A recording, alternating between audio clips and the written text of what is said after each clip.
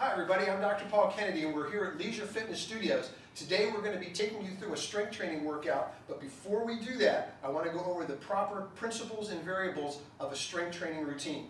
Now, in terms of principles, here are some things that you need to think about to make sure that it's effective, safe, and it doesn't take very much time, because today's workout, we're going to show you how to get through your entire body in about 20 or 30 minutes. Principle number one, full range of motion. Always lift the resistance or the weight through a full range of motion rather than a limited one. I would much rather that you do less resistance through a greater range of motion than heavy resistance through a limited one. That way your flexibility is enhanced. Second principle, emphasize the lowering of the weight. Even though it takes muscular strength to lift a weight, it also involves strength training when you're lowering the weight under control. That's called the eccentric or negative phase. And if we add that to the positive phase, we can double the efficiency of our lifting time.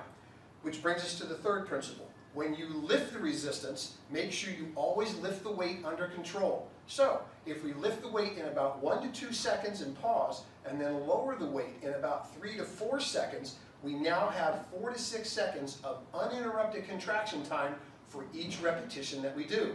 And when I go over the repetition ranges, you'll see that allows us to do a lot more work. It's a little bit more concentrated and allows us to get through our workout a little bit more quickly. And the final principle is, I want you to reach momentary muscular fatigue for the upper body in about 8 to 12 repetitions and the lower body for about 10 to 15 repetitions.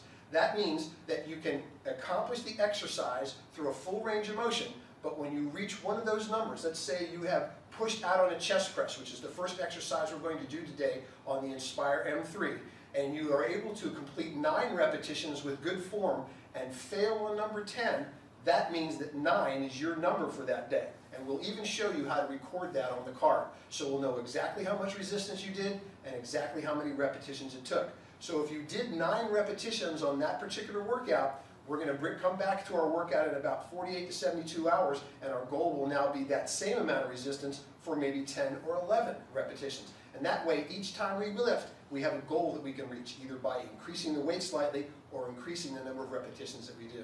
Now, some of the variables. The most important one is we want to lift only every 48 to 72 hours.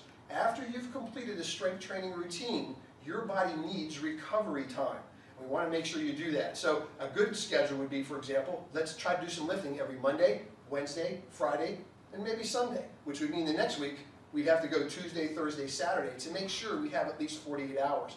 Also, don't be afraid to take that extra day if your routine is starting to get a little bit stale.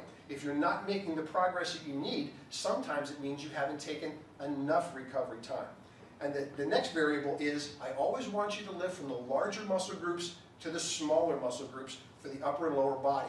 For the upper body, we're going to start with the chest, go to the upper back, and then finish with the shoulders. We'll get a lot of indirect arm work in these exercises because we'll be using the biceps and the triceps to assist in the chest, back, and shoulders. For the lower body, we're going to start with leg extensions, leg curls, and then we're going to go to a single leg hip extension, and then we're also going to show you how to do a leg press, which we recorded earlier. So, let's get started on our workout. I'm going to bring